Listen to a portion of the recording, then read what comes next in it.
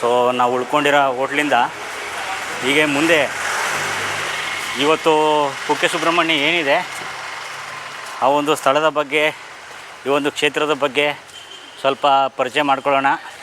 So ನೋಡ್ತಾ ಇದ್ದೀರಾ, Sheshnag hotel ಅಂತೇಳಿ ನೋಡ್ತಾ ಇದ್ದೀರಾ. ಸೊ ಇದೇ ಹೋಟ್ಲಲ್ಲಿ ನಾನಿಲ್ಲಿ ಸ್ಟೇ ಮಾಡಿದ್ದೆ ಸ್ನೇಹಿತರೆ. ಸೊ ಬನ್ನಿ, ಇವತ್ತು ಈ ಒಂದು ಕುಕ್ಕೆ ಸುಬ್ರಹ್ಮಣ್ಯ ಏನಿದೆ ಈ ಒಂದು ಕ್ಷೇತ್ರದ ಬಗ್ಗೆ ಒಂದಷ್ಟು ನೋಡೋಣ. ಇದೇ ಕುಮಾರಧಾರ ನದಿ ಸ್ನೇಹಿತರೆ. ಸೊ ಹಿಂದೆ ಸುಬ್ರಹ್ಮಣ್ಯ ಸ್ವಾಮಿ ತಾರಕಾಸುರನನ್ನು ಸಂಹಾರ ಮಾಡಿ ಶಕ್ತಿ ಆಯುಧವನ್ನು ತೊಳೆದ ಸ್ಥಳ ಅಂತ ಹೇಳಲಾಗುತ್ತೆ. ತದನಂತರ ದೇವೇಂದ್ರನ ಮಗಳಾದಂತಹ ದೇವಸೇನೆಯನ್ನು ಈ ಕುಮಾರಧಾರ ನದಿಯ ತಟದಲ್ಲಿ ಕೊಟ್ಟು ವಿವಾಹವನ್ನು ಮಾಡಿದರು ಅಂತ ಹೇಳಲಾಗುತ್ತೆ ಸ್ನೇಹಿತರೆ. ಅಂತಹ ಪವಿತ್ರ ನದಿಯಲ್ಲಿ ನೀವು ಮಿಂದು ತದನಂತರ ಕುಕ್ಕೆ ಸುಬ್ರಹ್ಮಣ್ಯಲ್ಲಿರುವಂತಹ ವಿಧಿ ಆಚರಣೆಗಳನ್ನು ನೀವು ಮಾಡುವಂಥದ್ದು ಸ್ನೇಹಿತರೆ. ಸೊ ಇದು ಒಂದು ಕುಮಾರಧಾರ ನದಿ. ಹಿಂದೆ ಇದನ್ನು ಭಾಳಷ್ಟು ಪುರಾಣಗಳಲ್ಲಿ ಮಾಹಿ ನದಿ ಅಂತ ಕೂಡ ಹೇಳಲಾಗುತ್ತೆ. ಹಾಗೆ ದಾರ ನದಿ ಅನ್ನುವಂತಹ ಹೆಸರಿನಿಂದನೂ ಕೂಡ ಈ ಒಂದು ನದಿಯನ್ನು ಕರೆಯಲಾಗುತ್ತೆ ಸ್ನೇಹಿತರೆ. ಸೊ ವಾಸ್ತವದಲ್ಲಿ ಇವಾಗ ನಾವು ಇದನ್ನು ಕುಮಾರಧಾರ ನದಿ ಅಂತ ಹೇಳ್ತೀವಿ. ಇಲ್ಲಿ ಕಾಣ್ತಾ ಇದ್ದೀರಾ, ಇದನ್ನು ವಾಸಕಿ ಕೇವ್ ಅಂತೇಳಿ ಕರೆಯಲಾಗುತ್ತೆ. ಸೊ ವಾಸಕಿ ಹಿಂದೆ ಈ ಒಂದು ಸ್ಥಳದಲ್ಲಿ ಇಲ್ಲೇನು ನೋಡ್ತಾ ಇದ್ದೀರಾ ನನ್ನ ಹಿಂದೆ, ಸೊ ಈ ಬಿಲದ್ವಾರದಲ್ಲಿ ಹಿಂದೆ ವಾಸ ಮಾಡ್ತಾ ಇದ್ರು ಸರ್ಪಗಳ ರಾಜ ವಾಸಕಿ. ಸೊ ಜನಮೇಜಯ ಯಜ್ಞದಲ್ಲಿ ಗರುಡ ಎಲ್ಲ ಸರ್ಪಗಳನ್ನು ಹತ್ಯೆ ಮಾಡಲು ಕೊನೆಯದಾಗಿದ್ದಂತಹ ಆ ಸರ್ಪಗಳ ರಾಜ ವಾಸುಕಿ ಗರುಡನ ಕೈಯಿಂದ ತಪ್ಪಿಸಿಕೊಂಡು ಇದೇ ಸ್ಥಳದಲ್ಲಿ ಹಿಂದೆ ಬಂದು ಸೇರಿಕೊಂಡಿತ್ತು. ಶಿವನನ್ನು ಮೊರೆ ಹೋಗಿ ಇದೇ ಸ್ಥಳದಲ್ಲಿ ತಪಸ್ಸನ್ನು ಮಾಡುತ್ತಿತ್ತು ಅಂತ ಹೇಳಲಾಗುತ್ತೆ.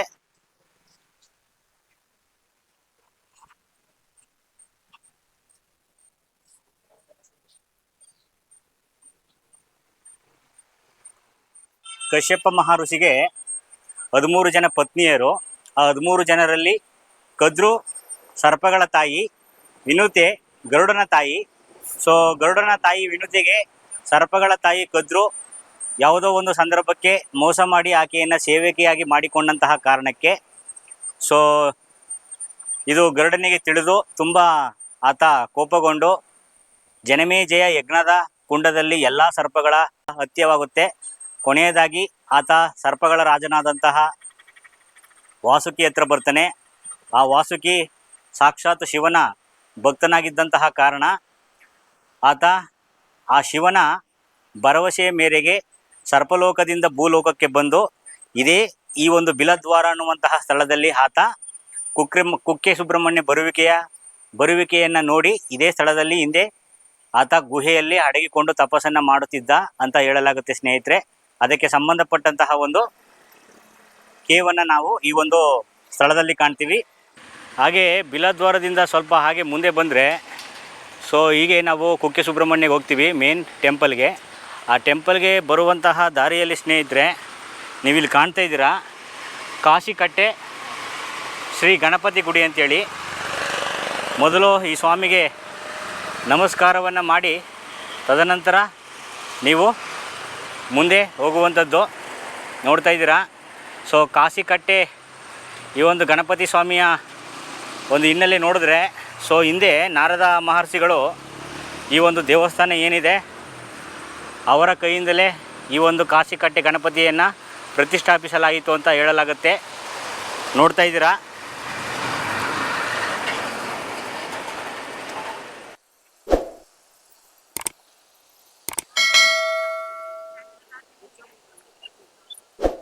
ಕುಕ್ಕೆ ಶ್ರೀ ಸುಬ್ರಹ್ಮಣ್ಯ ಸ್ವಾಮಿಯ ದೇವಸ್ಥಾನದ ಮುಂಭಾಗದಲ್ಲಿದ್ದೀನಿ. ಹೇಗಿದೆ, ಪ್ರತಿಯೊಂದು ಕಾಳಸರ್ಪ ದೋಷ ಇರ್ಬೋದು, ಆಶ್ಲೇಷ ಬಲಿಪೂಜೆ ಇರ್ಬೋದು, ಸರ್ಪಶಾಂತಿ ಇರ್ಬೋದು, ಎಲ್ಲದಕ್ಕೂ ಮುಖ್ಯ ಕ್ಷೇತ್ರವಾಗಿರುವಂತಹ ನಾಗಕ್ಷೇತ್ರ ಸ್ನೇಹಿತರೆ. ಸೊ ಸಾಕ್ಷಾತ್ ಶ್ರೀ ಷಣ್ಮುಖ ಸುಬ್ರಹ್ಮಣ್ಯ ಸ್ವಾಮಿ ನಾಗ ರೂಪದಲ್ಲಿ ಪೂಜೆ ಮಾಡಲಾಗುವಂತಹ ಸ್ಥಳ. ಸೊ ಈ ಸುಬ್ರಹ್ಮಣ್ಯ ಸ್ವಾಮಿಗೆ ಸಲ್ಲಿಸುವಂತಹ ಪೂಜೆ ವಾಸುಕಿ ಸರ್ಪರಾಜನಿಗೆ ಮಾಡುವಂತಹ ಪೂಜೆ ಸುಬ್ರಹ್ಮಣ್ಯನಿಗೂ ಸಲ್ಲುವಂತಹ ಒಂದು ಏಕೈಕ ಸ್ಥಳ ಕುಕ್ಕೆ ಸುಬ್ರಹ್ಮಣ್ಯ. ಬ್ರಹ್ಮರಥೋತ್ಸವ ಮತ್ತು ಪಂಚಮಿ ರಥ ಅನ್ನುವಂತಹ 2 ರಥಗಳು ನಿಂತುಕೊಳ್ಳುವಂತಹ ಒಂದು ಸ್ಥಳ.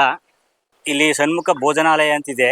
ಉಪಹಾರ ಸಮಯ ಇಲ್ಲೆಲ್ಲ ಕೊಟ್ಟಿದ್ದಾರೆ, ನೋಡ್ಕೊಳ್ಳಿ ಸ್ನೇಹಿತರೆ. ಹೀಗೆ ಮುಂದೆ ಹೋದರೆ ನಿಮಗೆ ಭೋಜನದ ವ್ಯವಸ್ಥೆಯು ಕೂಡ ಇದೆ. ಅಲ್ಲಿ ಹೋಗಿ ನೀವು ಪ್ರಸಾದವನ್ನು ಸೇವಿಸ್ಬೋದು. ಸೊ ನೋಡ್ತಾ ಇದ್ದೀರಾ, ಹೀಗೆ ಮೇಲ್ಗಡೆ ಹೋದರೆ ಭೋಜನ ವ್ಯವಸ್ಥೆ ಕೂಡ ಇದೆ. ಸೊ ಅದರ ಪಕ್ಕದಲ್ಲೇ ಸರ್ಪ ಸಂಸ್ಕಾರ ಸೇವಾ ಕೌಂಟರು ಕೂಡ ಇದೆ, ನೋಡ್ತಾ ಇದ್ದೀರಾ. ಆನ್ಲೈನ್ಲಿ ಬುಕ್ ಮಾಡಿ ಕೂಡ ನೀವು ಈ ಒಂದು ಸೇವೆಯನ್ನು ಮಾಡಿಸ್ಬೋದು ಸ್ನೇಹಿತರೆ. ಸೊ 4,200 ರೂಪಾಯಿ ಆಗುತ್ತೆ ಸರ್ಪ ಸಂಸ್ಕಾರ ಯುಕ್ತ ನಾಗಪ್ರತಿಷ್ಠೆಗೆ. ಆಶ್ಲೇಷ ಬಲಿ ಪೂಜೆಗೆ 400 ರೂಪಾಯಿ ತಗೊಳ್ತಾರೆ, ನೋಡ್ತಾ ಇದ್ದೀರಾ.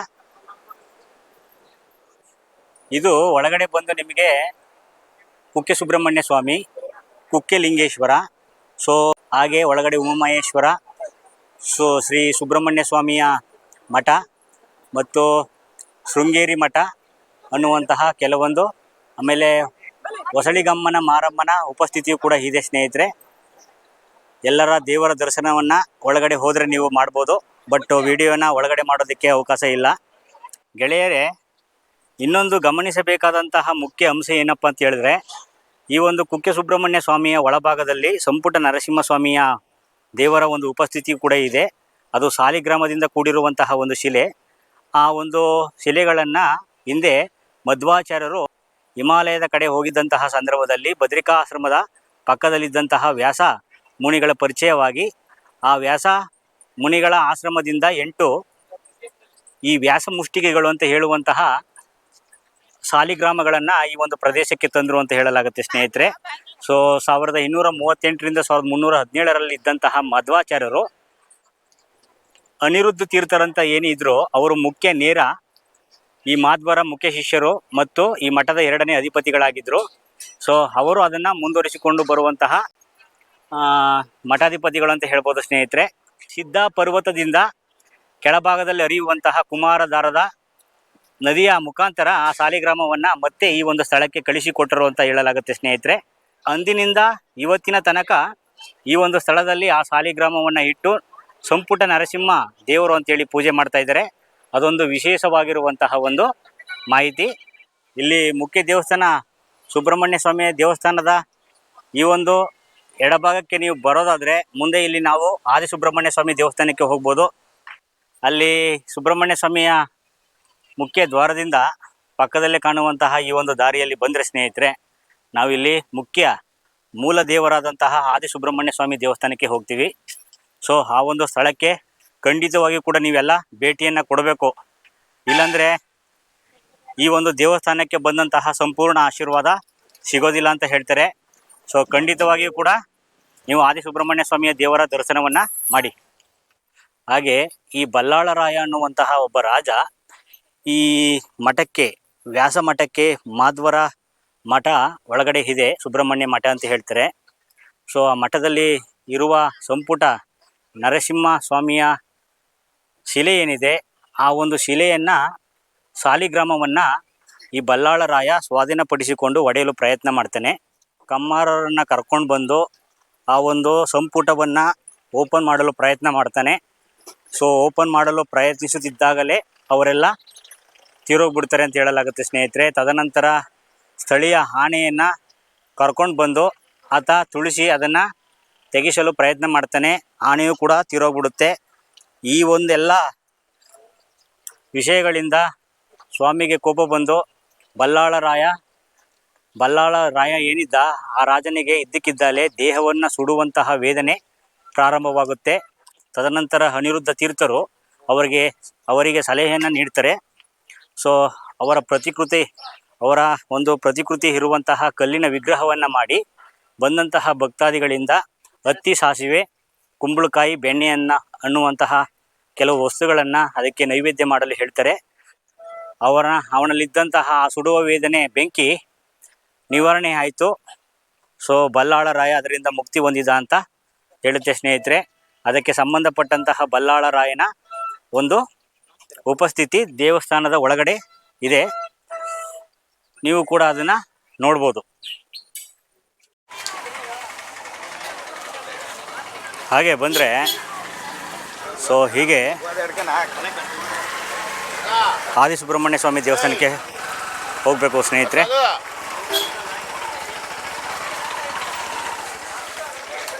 ಸೀದಾ ಹಾಗೆ ನಾವು ಸ್ವಲ್ಪ ಮುಂದೆ ಬಂದರೆ ನೋಡಿ, ಇಲ್ಲಿ ಕಾಣ್ತಾ ಇದ್ದೀರಲ್ಲ, ಇದೇ ಆದಿ ಸುಬ್ರಹ್ಮಣ್ಯ ಸ್ವಾಮಿ ನೆಲೆಸಿರುವಂತಹ ಸ್ಥಳ ಸ್ನೇಹಿತರೆ.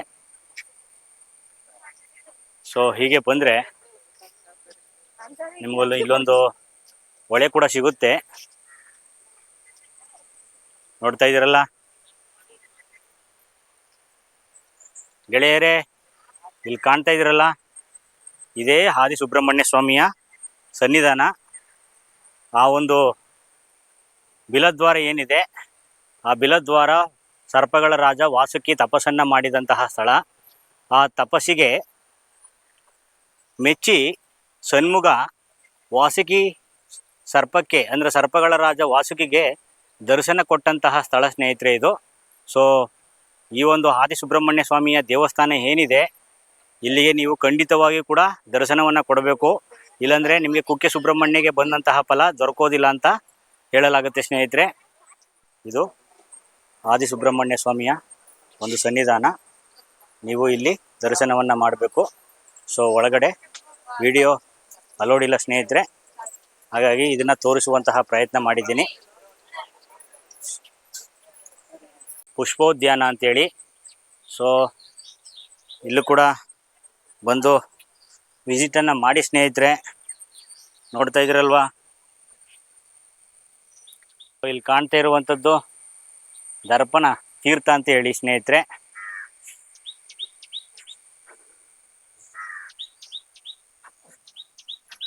ಸೊ ಒಳಗಡೆ ಬಂದರೆ ಹಾಗೆ ಇಲ್ಲೇ ನಿಮಗೊಂದು ಪುಷ್ಪೋದ್ಯಾನವೂ ಕೂಡ ಇದೆ, ನೋಡ್ಬೋದು, ನೋಡ್ತಾ ಇದ್ದೀರಾ.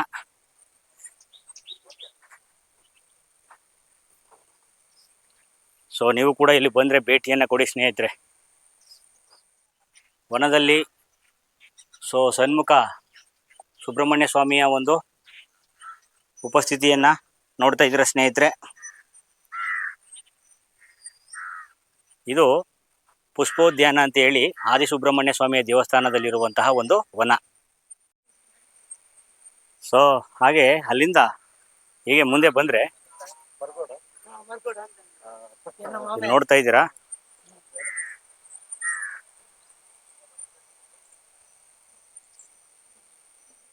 ಮಹಾದೇವರ ಶಿವರ ಒಂದು ಮೂರ್ತಿಯನ್ನು ನೀವು ಇಲ್ಲಿ ಕಾಣ್ತಾ ಇದ್ದೀರಾ ಸ್ನೇಹಿತರೆ. ಈ ಒಂದು ಪುಷ್ಪೋದ್ಯಾನದ ಒಳಗಡೆ ಇಲ್ಲಿ ಶಿವನ ಒಂದು ಮೂರ್ತಿಯು ಕೂಡ ಇದೆ, ನೋಡ್ತಾ ಇದ್ದೀರಾ ವೀಕ್ಷಕರೇ. ಸೊ ಅದೇ ಈ ಕುಕ್ಕೆ ಸುಬ್ರಹ್ಮಣ್ಯ ಅಂತ ಹೆಸರು ಬಂದಿರುವ ಕಾರಣ ಹಿನ್ನೆಲೆ ನೋಡೋದಾದರೆ, ಸೊ ಹಿಂದೆ ಇಲ್ಲಿ ಸಾಕಷ್ಟು ದೇವ ಋಷಿಮಾನ್ಯರು ಅವರು ಈ ಒಂದು ಪ್ರದೇಶದಲ್ಲಿ ಸಾಕಷ್ಟು ಶಿವಲಿಂಗಗಳನ್ನು ಬುಟ್ಟಿಯಲ್ಲಿಟ್ಟು ಪೂಜೆಯನ್ನು ಮಾಡ್ತಿದ್ರಂತೆ. ಸೊ ಹಾಗಾಗಿ ಇದಕ್ಕೆ ಕುಕ್ಕೆ ಅಂತ ಹೆಸರು ಬಂತು ಅಂತ ಸ್ನೇಹಿತರೆ. ಇವತ್ತಿಗೂ ಕೂಡ ನೀವು ಕುಕ್ಕೆ ಸುಬ್ರಹ್ಮಣ್ಯ ಸ್ವಾಮಿ ಗರ್ಭಗುಡಿ ಏನಿದೆ ಅದರ ಹಿಂಭಾಗದಲ್ಲಿ ಕುಕ್ಕೆ ಲಿಂಗೇಶ್ವರ ಸ್ವಾಮಿಯ ದರ್ಶನವನ್ನು ಕೂಡ ನೀವು ನೋಡ್ತೀರಾ. ಸೊ ನಿಜವಾದ ಅರ್ಥವನ್ನು ನೋಡೋದಾದರೆ ಕುಕ್ಕೆ ಅನ್ನುವಂಥದ್ದು ಸಂಸ್ಕೃತ ಭಾಷೆಯಾಗಿರುವಂತಹ ಏನು ಕುಕ್ಷಿ ಇದೆಯಲ್ಲ, ಆ ಕುಕ್ಷಿ ಅನ್ನುವಂತಹ ಪದದಿಂದ ಕುಕ್ಕೆ ಅನ್ನುವಂತಹ ಪದ ಬಂದಿರುವಂಥದ್ದು ಸ್ನೇಹಿತರೆ. ಹಾಗಾಗಿ ಅನ್ವರ್ಥನಾಮಕವಾಗಿ ಇವತ್ತಿಗೆ ಅದನ್ನು ಕುಕ್ಕೆ ಅಂದರೆ ಬುಟ್ಟಿ ಅಂತ ಹೇಳಿ ನಾವು ಕರಿತೀವಿ. ಬಟ್ ನಿಜವಾದ ಅರ್ಥ ಬಂದು ಗುಹೆ ಅಂತೇಳಿ. ಸೊ ಕುಕ್ಕೆಲಿಂಗೇಶ್ವರ ಗುಹೆಯ ಒಂದು ಭಾಗದಲ್ಲಿ ಸಿಕ್ಕಿದ ಕಾರಣ ಹಲವಾರು ಲಿಂಗಗಳು ಈ ಒಂದು ಪ್ರದೇಶದಲ್ಲಿ ಉಪಸ್ಥಿತಿ ಇದ್ದಂತಹ ಕಾರಣ ಈ ಒಂದು ಪ್ರದೇಶಕ್ಕೆ ಕುಕ್ಕೆ ಪಟ್ಟಣ ಅಂತ ಹೇಳಿ ಹಿಂದೆ ಕರಿತಾ ಇದ್ರಂತೆ. ಇವತ್ತು ನಾವು ಇದನ್ನು ಕುಕ್ಕೆ ಸುಬ್ರಹ್ಮಣ್ಯ ಅಂತೇಳಿ ಕರಿತೀವಿ ಸ್ನೇಹಿತರೆ.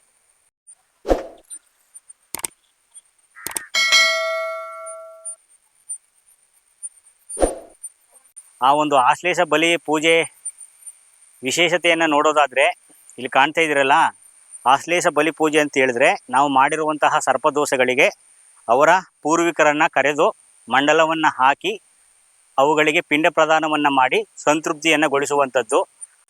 ಆಶ್ಲೇಷ ಬಲಿ ಪೂಜೆ ಅಂತ ಹೇಳಿದ್ರೆ ಆಶ್ಲೇಷ ನಕ್ಷತ್ರದ ತಿಥಿ ದಿವಸ ಅಥವಾ ನಾಗರ ಪಂಚಮಿ ದಿವಸಗಳ ಪೈಕಿ ಈ ಒಂದು ಕುಕ್ಕೆ ಸುಬ್ರಹ್ಮಣ್ಯ ಸ್ವಾಮಿಯ ದೇವಸ್ಥಾನದಲ್ಲಿ ಸರ್ಪಗಳ ಶಾಂತಿಯನ್ನು ಮಾಡಲಾಗುತ್ತೆ ಸ್ನೇಹಿತರೆ. ನೋಡ್ತಾ ಇದ್ರಲ್ಲ, ಹಾಗೆ ಸರ್ಪ ಸಂಸ್ಕಾರಯುಕ್ತ ನಾಗ ಪ್ರತಿಷ್ಠೆ ಅಂತೇಳಿ ಆ ಒಂದು ಪೂಜೆಗೆ 4200 ರೂಪಾಯಿಯನ್ನು ನೀವು ಪೇ ಮಾಡಿ ಆನ್ಲೈನಲ್ಲಿ ಬುಕ್ ಮಾಡಿ ಅದನ್ನು ನೀವು ರಸೀತಿಯನ್ನು ಪಡ್ಕೊಳ್ಳುವಂಥದ್ದು. ತದನಂತರ ಒಂದು ಡೇಟ್ ಕೊಡ್ತಾರೆ, ಆ ಟೈಮಲ್ಲಿ ಬಂದು ನೀವು ಇಲ್ಲಿ ಪೂಜೆಯನ್ನು ಮಾಡಿಸುವಂಥದ್ದು ಸ್ನೇಹಿತರೆ. ಎಲ್ಲ ನವನಾಗರು ಅಂತ ನಾವು ಏನು ಕರಿತೀವಿ, ಅನಂತ, ಮಹಾಶೇಷ, ಕಪಿಲ, ನಾಗ, ಕುಳಿಕ, ಶಂಖಪಾಲ ಮತ್ತು ಭೂಧರ, ತಕ್ಷಕ, ವಾಸುಕಿ ಅಂಥೇಳಿ ನವ ಸರ್ಪಗಳು ಮತ್ತು ಸರ್ವಶ್ರೇಷ್ಠವಾದಂತಹ 52 ಸರ್ಪಗಳನ್ನು ಈ ಆಶ್ಲೇಷ ಬಲಿ ಮಂಡಲ ಅನ್ನುವಂತಹ ಸ್ಥಳಕ್ಕೆ ಆವಾಹನೆ ಮಾಡಿ ಅವುಗಳಿಗೆ ಪೂಜೆ ಸಲ್ಲಿಸುವಂತಹ ಒಂದು ವಿಧಿವಿಧಾನ. ಯಾವುದೇ ಭೂಮಿಯ ಜ್ವಲಂತ ಸಮಸ್ಯೆಗಳಿರ್ಬೋದು, ಸಂತಾನಹೀನತೆಗಳಿರ್ಬೋದು, ಅಥವಾ ಮದುವೆಯ ವೈವಾಹಿಕ ಸುಖಭಂಗಗಳು ಏನಾದರೂ ಇದ್ದರೆ ಅದಕ್ಕೆ ಸಂಬಂಧಪಟ್ಟಂತಹ ಹಲವು ಪೂಜೆಗಳನ್ನು ಈ ಒಂದು ಕ್ಷೇತ್ರದಲ್ಲಿ ಮಾಡಿಕೊಡಲಾಗುತ್ತೆ ಸ್ನೇಹಿತರೆ. ಸೊ ಇದಕ್ಕೆ ಸುಮಾರು 5,000 ಇತಿಹಾಸಗಳಿರುವಂತಹ ಒಂದು ಪವಿತ್ರವಾದ ಕ್ಷೇತ್ರ. ನೀವೆಲ್ಲರೂ ಭೇಟಿಯನ್ನು ಕೊಡಲೇಬೇಕಾದಂತಹ ನಾಗಕ್ಷೇತ್ರ. ಹಾಗೆ ಗೆಳೆಯರೇ, ಪುಷ್ಪೋದ್ಯಾನ ಅಲ್ಲಿಂದ ಮುಂದೆ ಬಂದರೆ ಸೊ ಇಲ್ಲಿ ಆದಿಸುಬ್ರಹ್ಮಣ್ಯ ಸ್ವಾಮಿಯ ದೇವಸ್ಥಾನದ ಮುಂಭಾಗವನ್ನು ನೀವು ಕಾಣ್ತಾ ಇದ್ದೀರಾ. ಪಕ್ಕದಲ್ಲಿ ಹರಿತಾ ಇರುವಂತಹ ನೀರು ಬಂದು ದರ್ಪಣ ತೀರ್ಥ ಅಂತ ಹೇಳಿ. ಸೊ ಇದೆಲ್ಲ ಮುಗಿದ ಮೇಲೆ ನೋಡಿ, ಇದೇ ದಾರಿಯಲ್ಲಿ ಹೀಗೆ ಮುಂದೆ ಹೋದರೆ ನಮಗೆ ಕುಮಾರ ಪರ್ವತ ಒಂದು ಬೇಸ್ ಕ್ಯಾಂಪ್ ಏನಿದೆ ಆ ಒಂದು ದಾರಿಗೆ ಹೋಗುತ್ತೆ. ಸೊ ಭಾಳಷ್ಟು ಜನ ಚಾರಣಗಳನ್ನು ಕೂಡ ಮಾಡ್ತಾರೆ, ನೋಡಿರ್ಬೋದು. ಇಲ್ಲಿ ನಮಗೆ ನಾಗಬ್ರಹ್ಮ ಕೊರಗಜ್ಜನ ಒಂದು ಗುಡಿಯು ಕೂಡ ಸಿಗುತ್ತೆ. ಇಲ್ಲಿ ಗುಳಿಗ ಮತ್ತು ಚಾಮುಂಡೇಶ್ವರಿ ಅಮ್ಮನವರ ಒಂದು ದೇವಸ್ಥಾನವೂ ಕೂಡ ಇದೆ, ನೋಡ್ತಾ ಇದ್ದೀರಾ. ಇಲ್ಲಿ ಕೂಪು ಶ್ರೀ ಚಾಮುಂಡಿ ಗುಳಿಗ ದೇವಸ್ಥಾನ ದೇವರ ಗದ್ದೆ ಅಂತೇಳಿ, ಸುಬ್ರಹ್ಮಣ್ಯ, ಕುಕ್ಕೆ ಸುಬ್ರಹ್ಮಣ್ಯ, ಕಡಬ ತಾಲೂಕು, ದಕ್ಷಿಣ ಕನ್ನಡ ಜಿಲ್ಲೆ. ನೋಡ್ತಾ ಇದ್ದೀರಲ್ಲ, ನಾವು ಕುಮಾರ ಪರ್ವತ ಚಾರಣ ಏನಿದೆ ಈ ಸ್ಥಳದಿಂದ ಹೋಗ್ತಾರೆ ಸ್ನೇಹಿತರೆ. ಇಲ್ಲಿ ಕಾಣ್ತಾ ಇದ್ದೀರಾ. ಸೊ ಕುಮಾರ ಪರ್ವತಕ್ಕೆ ಹೋಗುವಂತಹ ದಾರಿ, ಈ ಕುಮಾರ ಪರ್ವತದ ಚಾರಣೆ ಏನಿದೆ, ಭಾಳಷ್ಟು ಜನ ಈ ಒಂದು ಸ್ಥಳಕ್ಕೆ ವಿಸಿಟ್ ಮಾಡ್ತಾರೆ. ಹಾಗಾಗಿ ಆ ಒಂದು ಕುತೂಹಲಕಾರಿ ಚಾರಣೆ ಏನಿದೆ ಆ ದಾರಿ, ಆ ಚಾರಣಕ್ಕೆ ಹೋಗುವಂತಹ ಮುಂಭಾಗದಲ್ಲಿದ್ದೀನಿ ಸ್ನೇಹಿತರೆ. ಸೊ ಇದು ಬಂದು ಪುಷ್ಪಗಿರಿ ವನ್ಯಜೀವ ಧಾಮ ಭಾಗ ಏನಿದೆ ಆ ಒಂದು ಭಾಗದಲ್ಲಿ ಬರುವಂತಹ ಒಂದು ಚಾರಣ ಕುಮಾರ ಪರ್ವತ ಅಂತ ಹೇಳಿ. ಈ ಕುಮಾರ ಪರ್ವತ ಅನ್ನುವಂಥದ್ದು ಕುಕ್ಕೆ ಸುಬ್ರಹ್ಮಣ್ಯ ಸ್ವಾಮಿ ಹಿಂದೆ ತಾರಕಾಸುರನನ್ನು ಸಂಹಾರ ಮಾಡಿ ಈ ಕುಮಾರಧಾರ ನದಿ ಏನಿದೆ ಅಲ್ಲಿ ತನ್ನ ಶಕ್ತಿ ಆಯುಧವನ್ನು ತೊಳೆದು, ತದನಂತರ ಇಲ್ಲಿ ಕುಮಾರ ಪರ್ವತದಿಂದ ಇಂದ್ರಾದಿ ಸಹಚರರು ಕುಕ್ಕೆ ಸುಬ್ರಹ್ಮಣ್ಯ ಸ್ವಾಮಿಯನ್ನು ಬರಮಾಡಿಕೊಂಡಂತಹ ಸ್ಥಳ. ಇವತ್ತಿಗೂ ಕೂಡ ಈ ಒಂದು ದಕ್ಷಿಣ ಕನ್ನಡ ಜಿಲ್ಲೆಯ ಭಾಗದ ಜನರು ಸುಬ್ರಹ್ಮಣ್ಯ ಸ್ವಾಮಿಯನ್ನು ಈ ಒಂದು ಕುಮಾರ ಪರ್ವತ ಏನಿದೆ ಈ ಒಂದು ಬೆಟ್ಟದಲ್ಲಿ ಅವರು ನೆಲೆಸಿದ್ದಾರೆ ಅನ್ನುವಂಥದ್ದು ನಂಬಿಕೆ. ಒಂದು ಗಿರಿಗದ್ದೆ ಅಂತ ಕರಿತೀವಿ. ಈ ಗಿರಿಗದ್ದೆ ಬೇಸ್ ಕ್ಯಾಂಪ್ನಿಂದನೂ ಕೂಡ ನೀವು ಪ್ರಯಾಣ ಮಾಡ್ಬೋದು. ಇಲ್ಲಾಂದರೆ ಸೋಮವಾರಪೇಟೆಯಿಂದ ನೀವು ಬೀದಳ್ಳಿ ಬೇಸ್ ಕ್ಯಾಂಪ್ ಅಂತ ಏನಿದೆ ಅಲ್ಲಿಂದನೂ ಕೂಡ ಈ ಒಂದು ಕುಮಾರ ಪರ್ವತ ಕ್ಯಾಂಪ್ಗೆ ನೀವು ಚಾರಣಕ್ಕೆ ಬರ್ಬೋದು ಸ್ನೇಹಿತರೆ. ನೋಡ್ತಾ ಇದ್ದೀರಲ್ವ. ಸೊ ಇದೇ ಕುಮಾರ ಪರ್ವತದ ಮುಂದೆ ಹೋದರೆ 3 ಬೆಟ್ಟಗಳು ಕಾಣಿಸ್ತವೆ ನಿಮಗೆ. ಒಂದು ಕುಮಾರ ಪರ್ವತ, ಇನ್ನೊಂದು ಶೇಷ ಪರ್ವತ, ಕೊನೆಯದಾಗಿ ಒಂದು ಸಿದ್ಧ ಪರ್ವತ ಅಂತ ಬರುತ್ತೆ. ಆ ಸಿದ್ಧ ಪರ್ವತದಲ್ಲಿ ಇಲ್ಲಿನ ಸುಬ್ರಹ್ಮಣ್ಯ ಮಠದ ಮೂಲ ಸಂಸ್ಥಾಪಕರಾದಂತಹ ಮಧ್ವಾಚಾರ್ಯರ ಸಹೋದರನಾದಂತಹ ವಿಷ್ಣು ತೀರ್ಥರು ಈ ಸಿದ್ಧ ಪರ್ವತದಲ್ಲಿ ವಾಸ ಮಾಡ್ತಾ ಇದ್ದಾರೆ ಅಂತ ಹೇಳಲಾಗುತ್ತೆ ಸ್ನೇಹಿತರೆ. ಇವತ್ತಿಗೆ ಅದು ಗತಿಸಿ 1000 ವರ್ಷಗಳ ಕಾಲ ಆಗಿದೆ. ಮಾಧ್ವರ ಸಂಪ್ರದಾಯ ಪರಿಪೂರ್ಣವಾಗಿ ನಾಶವಾದಂತಹ ಸಂದರ್ಭದಲ್ಲಿ ಮತ್ತೆ ಈ ಒಂದು ಕುಕ್ಕೆ ಸುಬ್ರಹ್ಮಣ್ಯ ಸ್ವಾಮಿಯ ದೇವಸ್ಥಾನಕ್ಕೆ ಅವರು ಭೇಟಿಯನ್ನು ಕೊಡ್ತಾರೆ ಎನ್ನುವಂತಹ ನಂಬಿಕೆ ಇದೆ. ಇವತ್ತಿಗೂ ಕೂಡ ಅವರ ಬೃಂದಾವನ ಕುಕ್ಕೆ ಸುಬ್ರಹ್ಮಣ್ಯ ಸ್ವಾಮಿಯ ದೇವಸ್ಥಾನದಲ್ಲಿ ಎಲ್ಲಿಯೂ ಕೂಡ ಇಲ್ಲ. ಇವತ್ತಿಗೂ ಜೀವಂತವಾಗಿ ಅವರು ಸಿದ್ಧ ಪರ್ವತದ ಮೇಲೆ ಇದ್ದಾರೆ ಅಂತ ಹೇಳಲಾಗುತ್ತೆ ಸ್ನೇಹಿತರೆ.